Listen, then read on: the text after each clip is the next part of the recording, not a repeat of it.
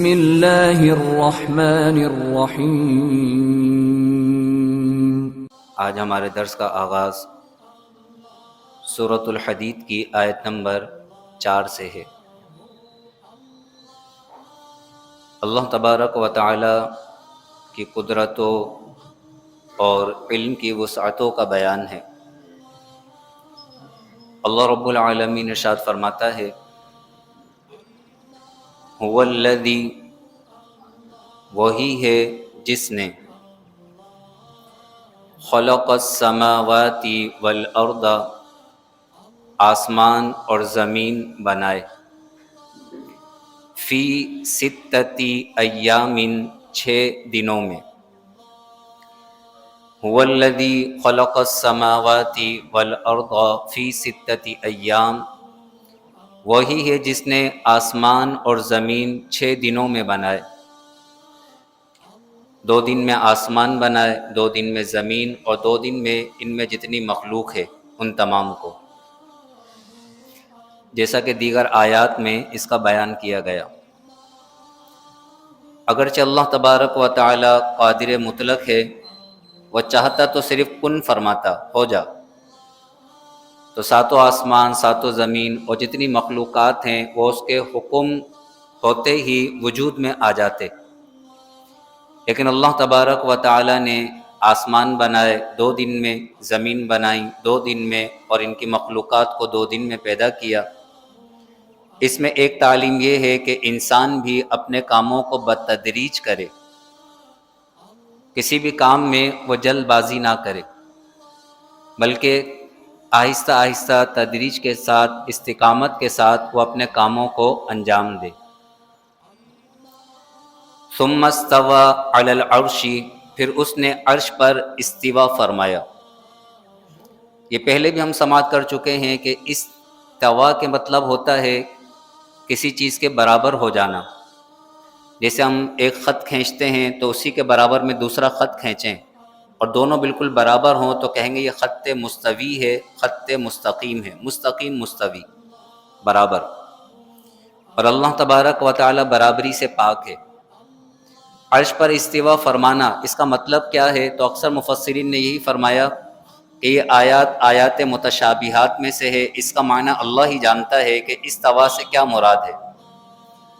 اس لیے کہا جاتا ہے پھر اس نے عرش پر استوا فرمایا جیسا اس کی شان کے لائق ہے، وہی جانتا ہے کہ استوا سے کیا مراد ہے۔ باقی بعض مفسرین نے فرمایا کہ استوا یہ عربی کے اندر بعد میں قصد کے معنوں میں استعمال ہونے لگا، قصد، ارادہ کرنا، قصد کرنا، تو وہ ترجمہ کرتے ہیں ثم استوى علی العرش، پھر اس نے عرش کا قصد فرمایا اور عرش کو بنایا۔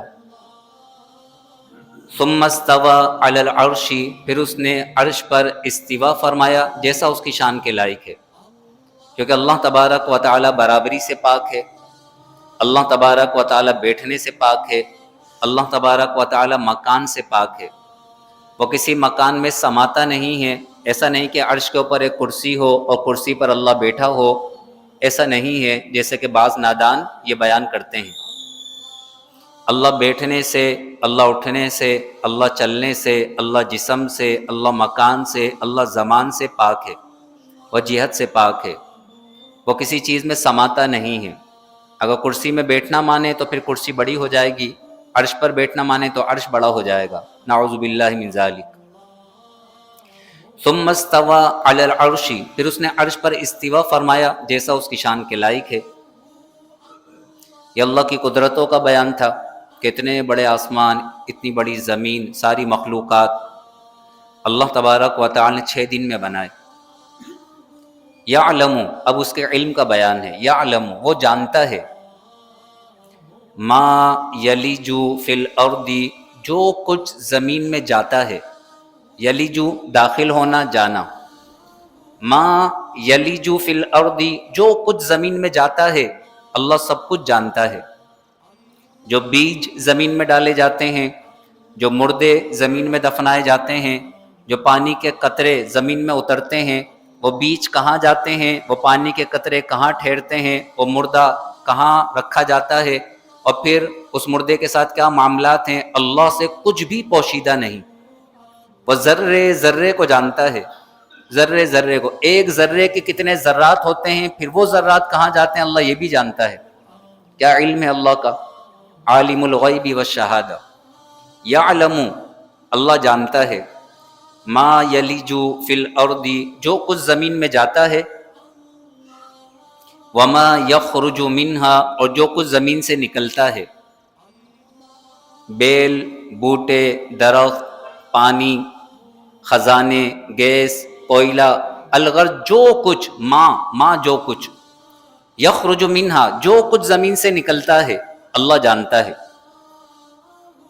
وما ینزل من السماء اور جو کچھ آسمان سے اترتا ہے، فرشتے، رزق، بارش، جو کچھ آسمان سے اترتا ہے اللہ اسے بھی جانتا ہے، وما یعرج فیہا اور جو کچھ آسمان میں چڑھتا ہے، یعرج جو کچھ آسمان میں چڑھتا ہے اللہ اسے بھی جانتا ہے۔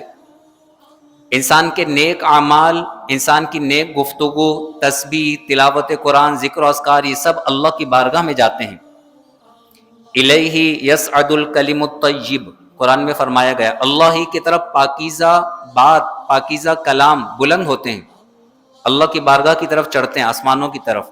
انسان جو بھی نیک گفتگو کرتا ہے، تلاوت قرآن کرتا ہے، یہ سارا کا سارا آسمان میں جاتا ہے اور اسے اسٹور کر لیا جاتا ہے نور کی شکل میں۔ اللہ جانتا ہے ما یعرج فیہا جو کچھ آسمان میں چڑھتا ہے، فرشتے بھی چڑھتے ہیں، آسمانی فرشتے اترتے ہیں، چڑھتے ہیں، یہ روز کا معمول ہے، روز کا معمول۔ کئی فرشتے زمین پر اترتے ہیں، کئی فرشتے آسمان میں چڑھتے ہیں، اللہ سب کو جانتا ہے۔ وما یعرج فیہا اور جو کچھ آسمان میں چڑھتا ہے اللہ جانتا ہے۔ وَهُوَ مَعَكُمْ اور اللہ تمہارے ساتھ ہے، وَهُوَ مَعَكُمْ وہ تمہارے ساتھ ہے، أَيْنَمَا كُنْتُمْ تم جہاں کہیں بھی ہو، یعنی تم جہاں کہیں بھی ہو اللہ تبارک و تعالی تمہارے ہر حال کو جانتا ہے۔ اللہ تمہارے کسی حال سے بھی غافل نہیں ہے، بے خبر نہیں ہے، اللہ تمہارا ہر حال جانتا ہے۔ یہ ایک آیت ہی انسان کو متقی بنانے کے لیے کافی ہے۔ اگر انسان کے ذہن میں یہ بات بیٹھ جائے کہ ہر وقت میرا رب مجھے دیکھ رہا ہے، ہر وقت میرا رب مجھے سن رہا ہے، تو پھر انسان کبھی بھی گندی گفتگو نہ کرے اور کوئی گندا کام نہ کرے۔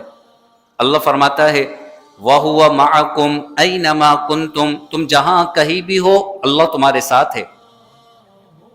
وَاللَّهُ بِمَا تَعْمَلُونَ بَصِيرٌ اور اللہ تمہارا ہر عمل دیکھ رہا ہے، بما تعملون جو کچھ تم کرتے ہو ہر عمل، بصیر اللہ دیکھ رہا ہے۔